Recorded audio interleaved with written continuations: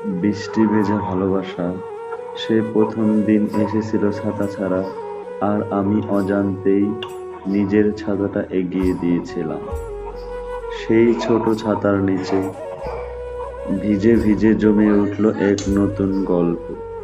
প্রতিদিন বিকেলে বৃষ্টি হতো না, কিন্তু আমাদের দেখা ঠিকই হতো।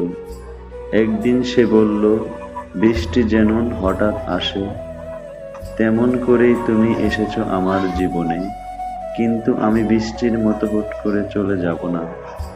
তারপর সে চলে গেল ঠিক সেই বৃষ্টির মতোই, হঠাৎ করে, এক ফোঁটা শব্দ না করে।